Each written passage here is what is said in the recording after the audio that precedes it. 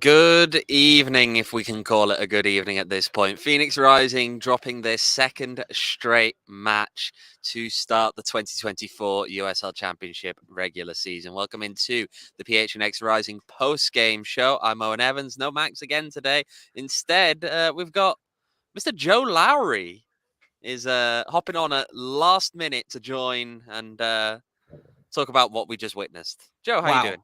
I'm doing great. You had to peel back the curtain and tell everybody it was last minute. I'm just ashamed for Max. You know, I didn't realize it took so long to recover from a tattoo, but you know, hopefully he comes back stronger than ever.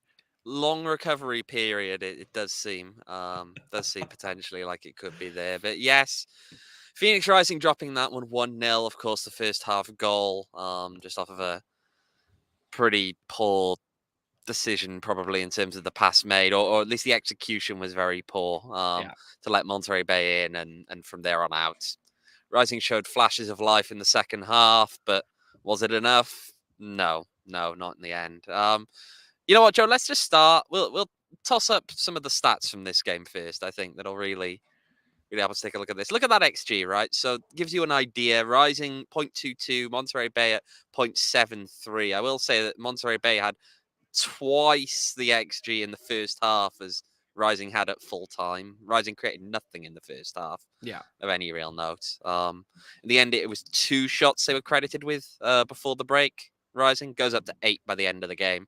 And only 3 on target, right? Not great at all. It was... You know what, Joe? I'm gonna let you go on. Give me your first reaction to this one because I'm kind of stalling right now. I was wondering when you were just gonna toss the ball my way and run in the other direction. I mean, this was genuinely a dire performance from Phoenix Rising. The first half, it's been a long time since I've seen this team look so fragile under pressure, and that to me, Owen, was the difference between last weekend at home against Birmingham to this weekend. Birmingham didn't really step up and engage Phoenix in Rising's own half a ton. They did a little bit, but not as consistently as Monterey Bay did tonight. And Rising just looked shell-shocked. And I think there's a whole bunch of reasons or potential reasons as to why that is. But the reality is, before we maybe unpack some of those things, the reality is they did not respond to pressure well. And you see that with José Hernandez on the giveaway for the goal. And that one happened to result in a goal. There were a dozen other very, very similar giveaways in the first 30 or 35 minutes of this game, and Rising never recovered from that stretch of turnovers in the first half. Yeah, they did not. Well, you know what? Let's have a listen, actually, to the overall thoughts from Rising head coach Danny Stone. Obviously disappointed and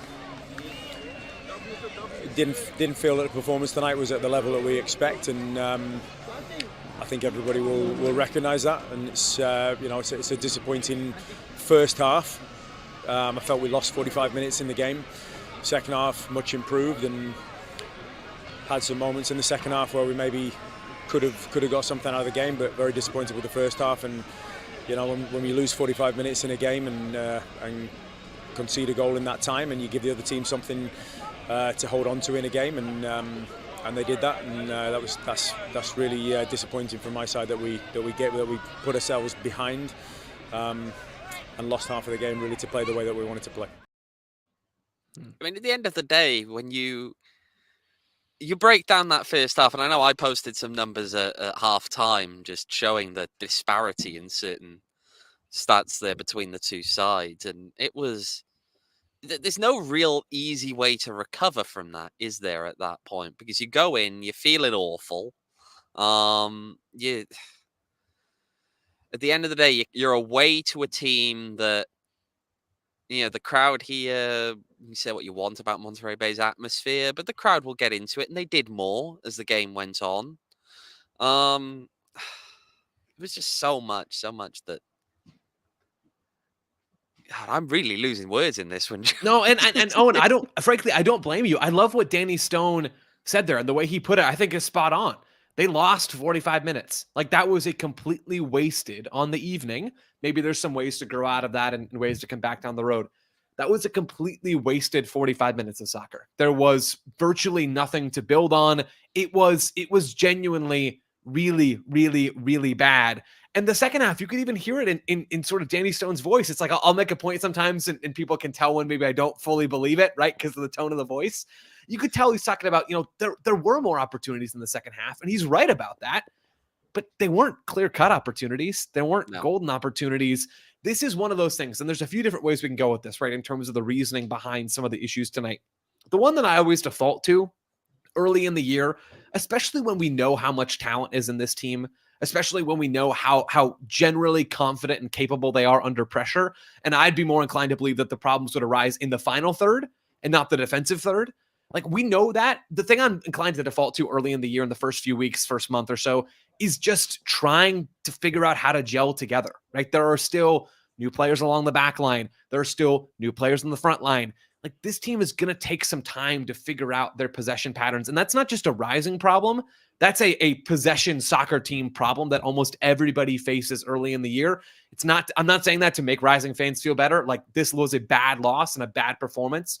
There's no sugarcoating that. But if you look at some of the underlying reasons for it, maybe that's a decent place to start. Yeah.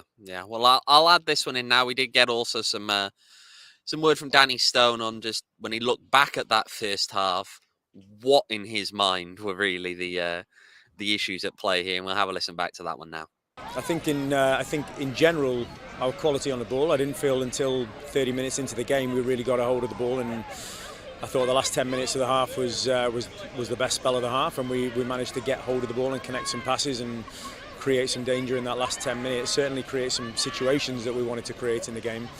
I felt overall it was not specifically anything other than some quality through the collective team in that first half, where we didn't really give ourselves a chance to find some rhythm. We're a team that plays with rhythm, and we're a team that wants to play with the ball. And first half we were too casual and we were too careless and too sloppy with the ball, and never gave ourselves a chance to establish any rhythm in the game.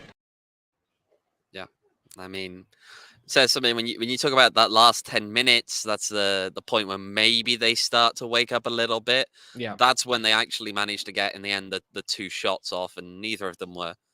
I think they were getting to a point of it was desperation or set pieces. Realistically, at that point, that was the one shot from Panos was just hit the ball because nothing's happening, nothing's going your way.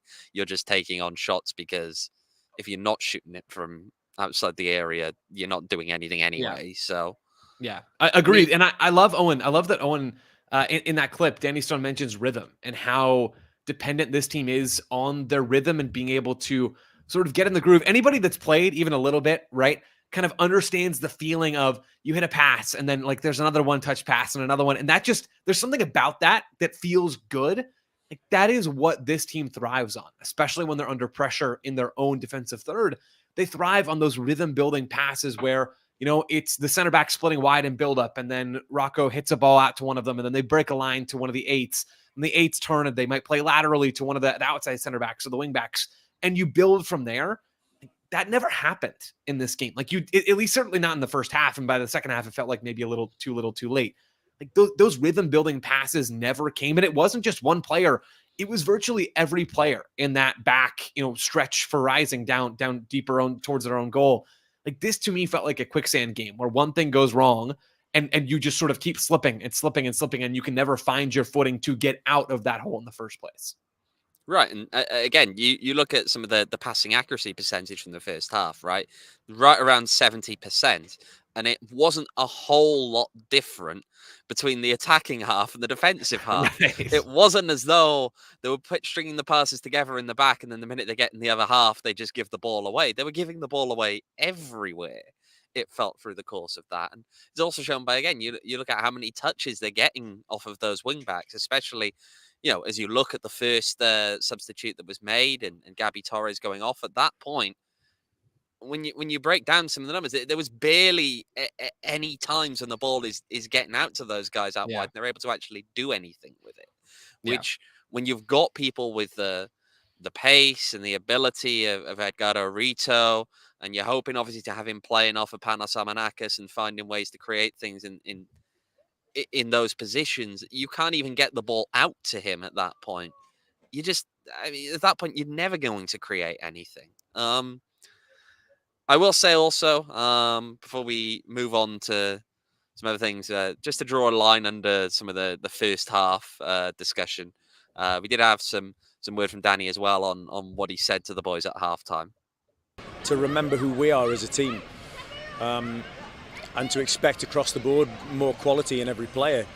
First half, like I said, I don't think anybody can be pleased with their performance in possession in the first half, and I also felt that in playing the way we played, we made the game way too transitional, and we made it very difficult for ourselves to not just have the ball, but to get back on the ball and to re-establish second phase of the game, the second balls in the game. From not having long enough spells of possession meant we weren't connected enough as a team, and from those second phases and those second balls in the game, we were too far away from being able to get on the end of those. And it didn't give us an opportunity to have the ball and to play, and it also made us have to run a long way to get close to the ball for those second phases. Again, it feels like I think we're kind of going around in circles here, whereby we say something, Danny says something, we say the same thing, Danny. Well, okay, so Owen, let me ask you this, right? Because yes, you're completely correct. We're on this weird little merry-go-round of doom at the moment, and it's not great. I will say, we're 2 weeks into the season. Like, yeah, I'm not going to say things are going to be fine, because I think there is a very real potential where this Rising team finished 6th in the Western Conference last year, got really unsustainably hot through 4 playoff games, and now into the season with a roster that lost 32 regular season goals and maybe just isn't better than the one last season. So I think that's very possible. But also, we are 2 games into the season, so nobody's sure about that. For you, like, can you find one bright spot in here? I think if I really push, I can find a couple of bright spots, but not a lot of them. I want to get your perspective first. Ooh, it's a good question. I know. No, I still feel as though the defense in particular is, to a degree, the bright spot, in that they have not looked, given again the amount of injuries or all of that in general they're struggling with, right? You even look at Pat Marboy, right? Again, someone who has come in as a youngster, hasn't played a professional game before, has had to start 2 games to start the season off, and absolutely hasn't looked out of place. Okay, this defense should get better as more people get healthy down the line. But even with them not being healthy, they've only conceded 1 goal in each game. Okay, that was the biggest concern, I think, going into this season is that defense going to, given the holes that are in there at the moment because of people not being fit, are they going to be able to, keep up effectively? And especially if Rising was to, as they have had, struggles up top, would they be very much in the position of just very little that you can do because they're going to leak goals back there? But they haven't. They've generally been quite solid. They've had their moments, but they've generally been quite solid. And again, for what is it at times more of a second string back line, that's the positive in there. Yeah. You know what? We'll take the one other positive in there, which is our usual, right? We need to name a man of the match. And what do we do when it feels like nothing's going right? Who do we give it to, Joe? Who do you think we give it to? Goalkeeper. The goalkeeper. Give it to Rocco Rios-Novo, who made 4 saves over the course of the match. Yeah, I'll think we'll leave it at that one with Rocco there getting the man of the match. It's the nice, easy one, isn't it, Joe? Let's be honest. Well, especially when you only concede 1, right? If we're talking about conceding way more than that, it's a totally different story. But what I will say is, I thought he was pretty sharp on the evening, to be honest, Owen. I thought he was sharp.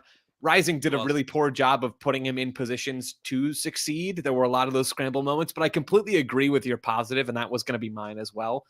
The back line for this team, still entirely competent, and probably more than competent. Like, actually very, very good through 2 games so far. Yeah, you don't have JP Skierson in the lineup tonight. It is Mo Traore back on the left and Lawrence Wyke on the right, Pat Marboy in the middle. John Stenberg and Ali Fonmayor will pose lineup decision questions for Danny Stone. That's a problem for another day.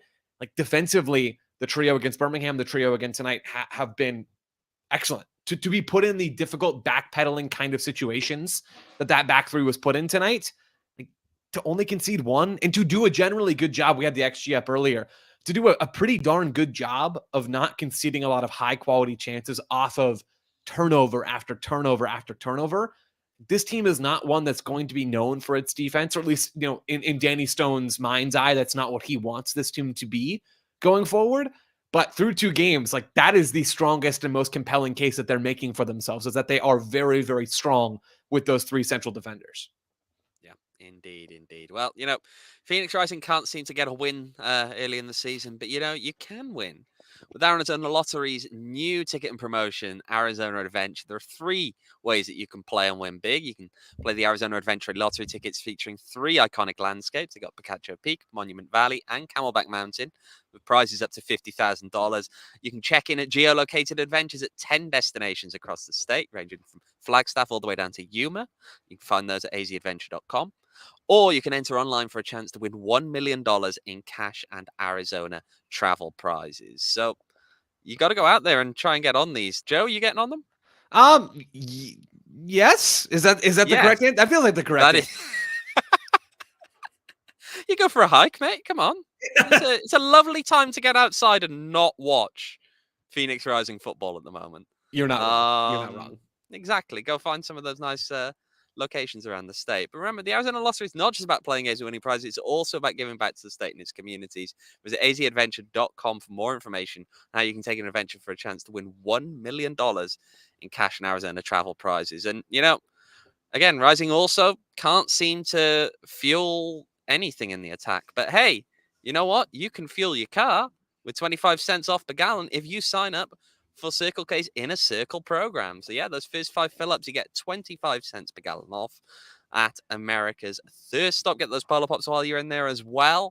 And you get discounts on those. You get free Polar Pops down the line. You get other kinds of snacks, all kind of good stuff there. And again, get yourselves ready, because I'm sure later on in the year, there'll be some road trips when things finally start clicking into place, all right? When things are looking a little bit better come June and you're heading off to El Paso, fuel up the car, make sure to go to Circle K. Remember, join the Inner Circle for free by downloading the Circle K app today.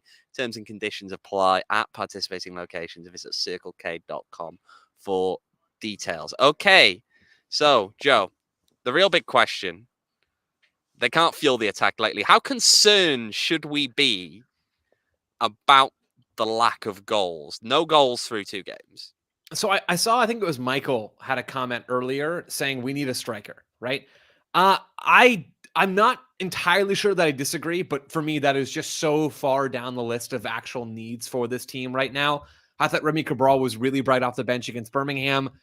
I think we basically chalk this performance off as like a complete loss for any chance to evaluate the number 9 spot, because the ball never got to those players. Like the ball never got far enough forward for Rising to have consistent opportunities at goal. So I am concerned about the team's attack, but I'm pretty much just as concerned about the team's attack today, now after week 2, as I was before the season started. As I referenced earlier, you lose Manu Arteaga, you lose Danny Trejo to Tampa Bay and Poland, respectively. That's 32 goals in the regular season, and Manu had sort of lost his place by the end of last year anyway, for one reason or another. But that's a lot of goals to lose. So yes, I am still concerned about the team's ability to put the ball in the back of the net. But after this game, the concern is not the goal scoring. The concern is, can Phoenix Rising move the ball when they're up against any sort of pressure? And teams will press them, especially now after tonight. Can Phoenix Rising move the ball into positions where they can even start to think about scoring goals? Like, that is the question. So for me, it's much more about the midfield, which, Owen, you and I have talked some about. I've talked about that some with other folks as well. Renzo Zambrano was not a starter to finish out last season. José Hernandez has a lot of strengths. Those strengths, frankly, were not on display tonight, or at least they weren't visible often enough. He's the one who turns the ball over, leading to Monterey's goal, and that's a bit unfortunate because there were several other players with equally poor turnovers. But that is the reality, and he's not somebody who's going to control the field defensively. So the question for Rising now is, what does the midfield look like? What does the shape and what does the personnel in that part of the field look like to actually give yourself a chance to generate chances in the final third that will eventually lead to goals? Goals, a problem. Problem number one right now, unfortunately, no, even though like maybe it needs to be. Yeah, I will say this is just a little bit of a trend in the second half that I think is interesting here. When you look at the number of crosses that go in and you look at when those crosses came, up until the last 10 minutes of that second half, in the second half, Rising had attempted 2 crosses. One of those was from a corner. It ends up getting up to 9, so they attempt 7 crosses in those last 10 minutes. I know that was something that there was definitely some interest in how many crosses it was exactly that they were putting in. I'm just, again, it comes down to just they're not really finding ways to play it in very well on the ground. They're not putting crosses in. I mean, half the time it's not even getting up there, to be honest. Again, when you pull the final third entries, the first half again was an atrocity, but the second half it gets better, but still not really enough. And I don't know, everything felt. I'm still looking at it right now, and I'm thinking, right, against Birmingham Legion, you watch that, you see a few moments, and you think, okay, lots I can see where a goal could come from. Yes. There was one in particular with Darius Formella that you look at and think, okay, poor finish. It needed to be a better reflex finish. I don't know there was a Remy Cabral one as well in that same game. Yep. I don't know where you point to from this game and say, oh, they should have scored that. I don't think there was a single chance that you look at and think they should have scored that. Not a single one. Nope. No, I completely agree. And that ties back to what I said earlier.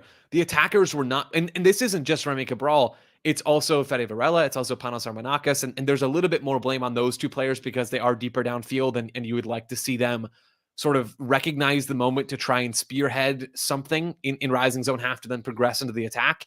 But still, I am loath to put a lot of blame on first watch, and I'll go back through and rewatch again in more detail before next weekend. But I'm loath to put much blame even on those players. Like the issue, the fundamental problem for Phoenix Rising tonight was they did not respond under pressure. And by they, I really do mean the back line, the wing backs, and the double pivot. Like those are the players first and foremost that are responsible, along with Rocco, to build out from the back to then create the platform for the attacking players to go and shine and do the creative, fun attacking stuff that we know they can do. When you put out a lineup with Fede Varela and Panos Armanakis, you're saying, hey, maybe we don't want to be cross heavy all the time. Like we want to play on the ball. That's Varela's game. That's Panos's game. In a lot of ways, like Egorito kind of wants to get involved in that stuff, even though he will cross the ball from out wide. The same goes for Gabby Torres, who I'm not 100% sure should start moving forward, but maybe that's a conversation for another day.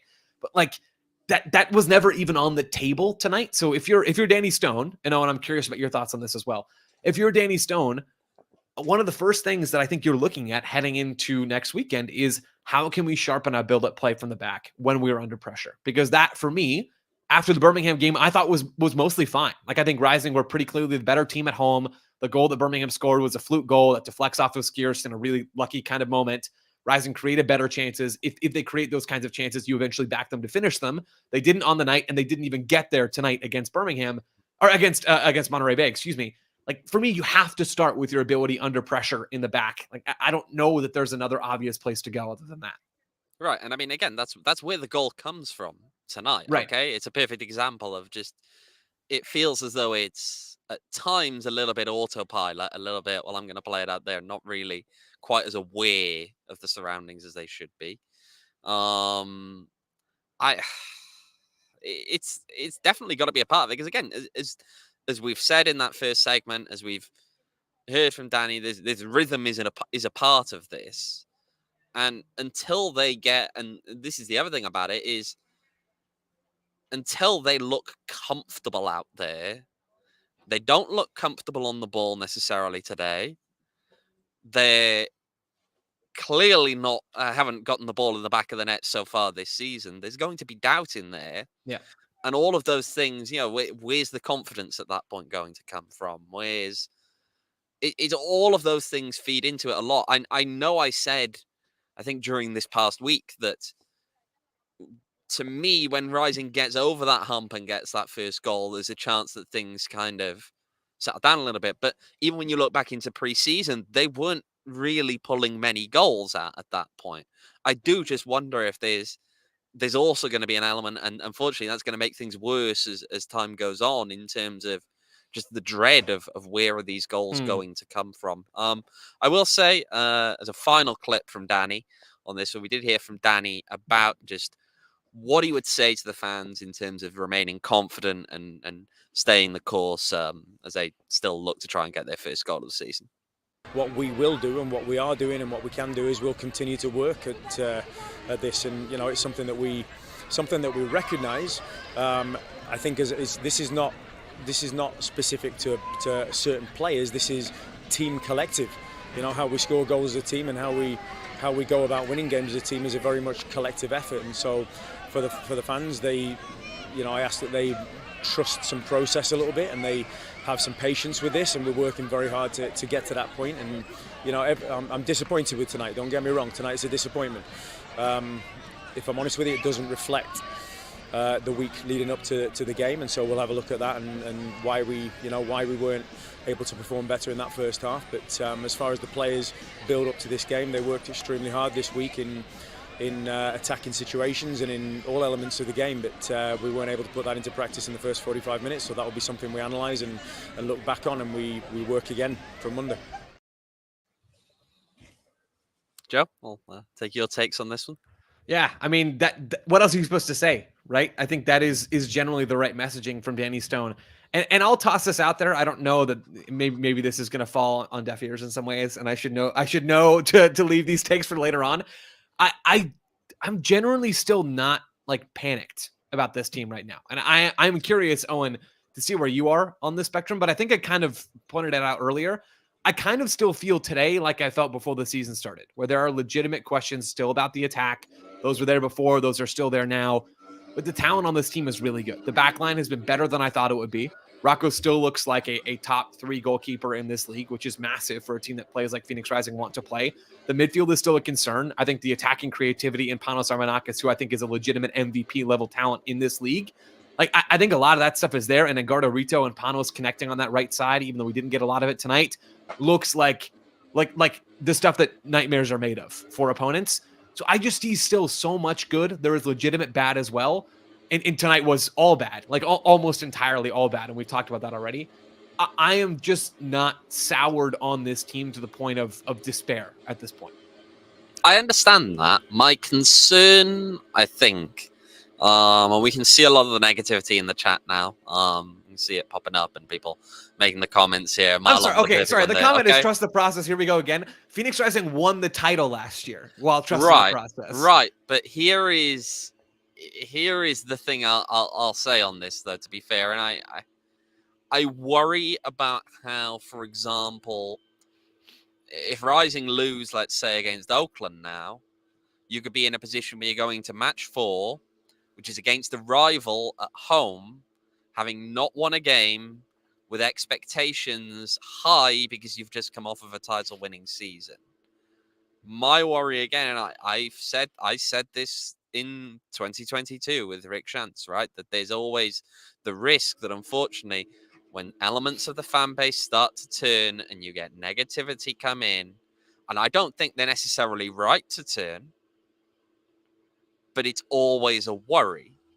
Totally. And when that negativity creeps in, and look, especially at this level, we have to be honest as well. Players are closer to the fans than they are at times at a higher level. Just things don't, it can become hard. You get yourself in an awkward spiral. So I think it's critical, to be honest, that Rising pick up a win in one of these 2 games at the very least. Yeah. To round out this month. I think we're at a point where it's must win. Now, then you get into the other side of things, which then becomes, well, is this a tactical issue? Is it a roster issue? And actually, this year is one of the ones where you can really draw a delineation between perhaps where you point the finger thereafter. Given the nature of how the off-season went, given the nature of the point at which Danny takes over and the fact that he has effectively an assembled squad at that time. I still think there's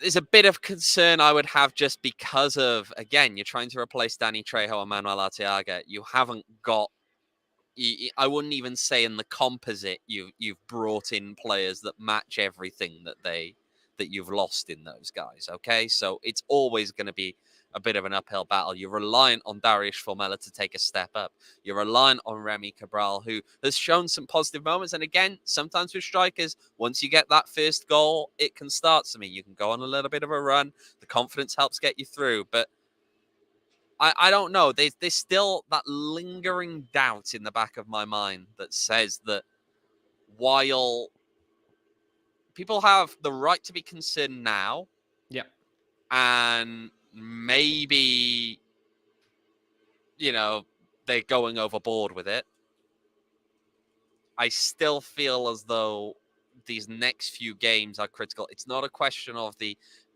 trust the process kind of like, we'll sit around and come June, see where we are. I think things have to turn around in the nearer future than that. Yeah. Yeah, I think all that's fair. I don't think I'd go as far as to say one of the next two games are must win, given the playoff format and all those kinds of things and the relative lack of consequences. Again, though, there's this.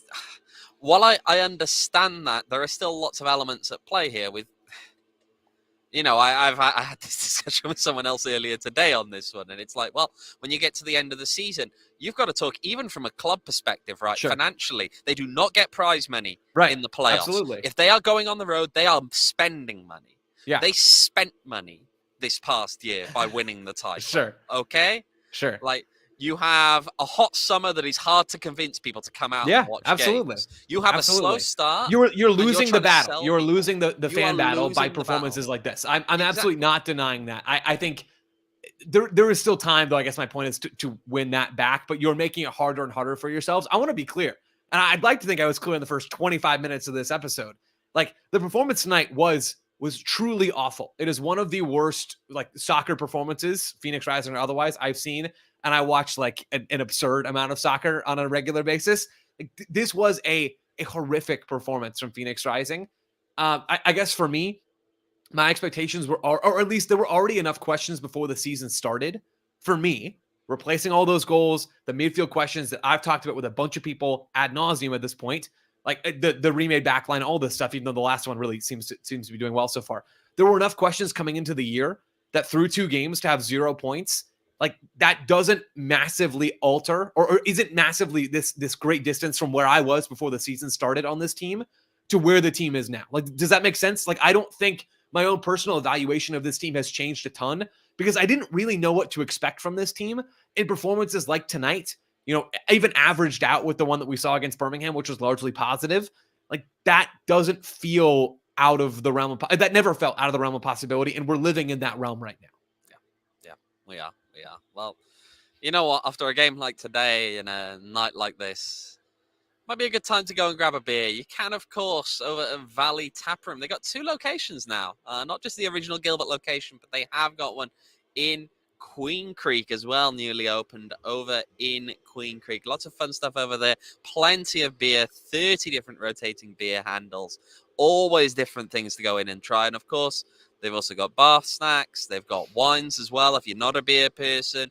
All kind of other stuff. They're always a great time. Go check them out on socials at Valley Taproom. And of course, check them out. Say to Donald, say hi from us. And if you are, sitting at home right now, hopefully you open up the fridge. Unfortunately, I don't think I can get any over here in Monterey. I'd try.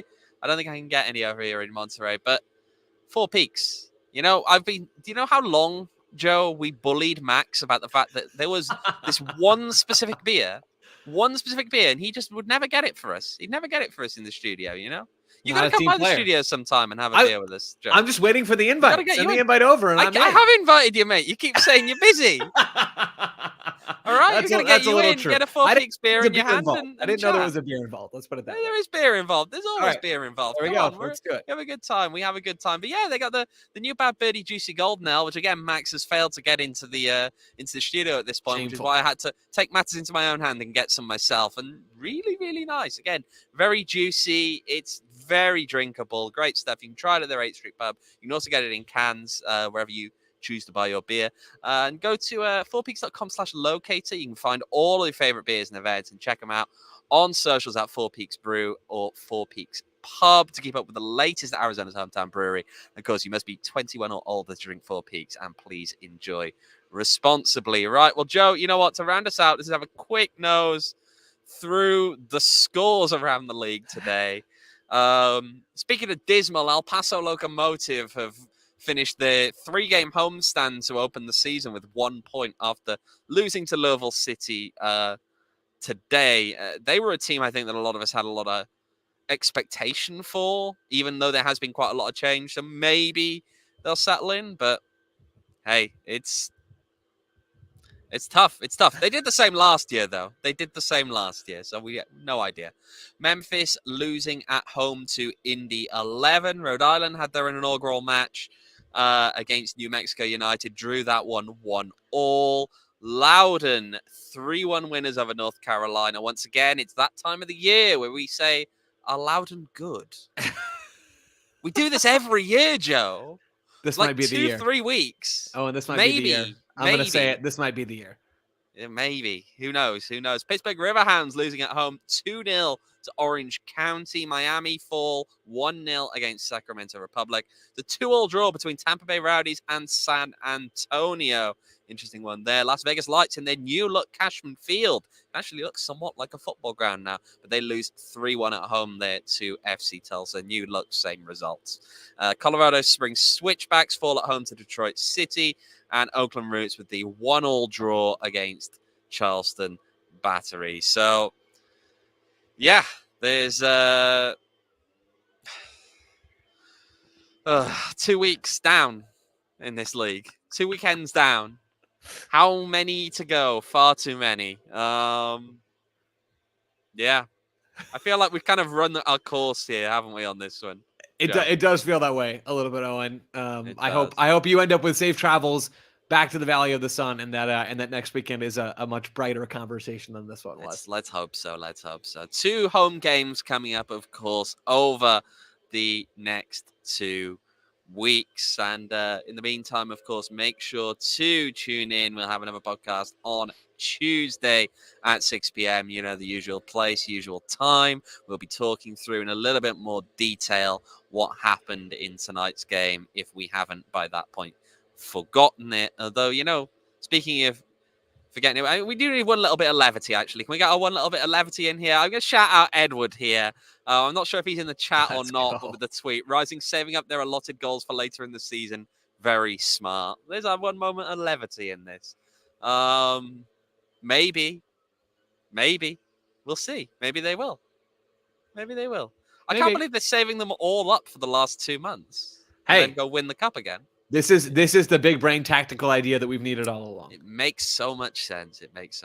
Just like it also makes sense, of course, to become a diehard. You can get all of our content, all of it from behind the paywall. You get exclusive access into our Discord as well. You can interact with other Phoenix Rising fans and fans of other Arizona sports teams. And, of course, you get your free t-shirt as well when you sign up and every year thereafter. So make sure to go over to gophnx.com and you can find out about becoming a diehard over there today. Right. Well, Joe, thank you for joining.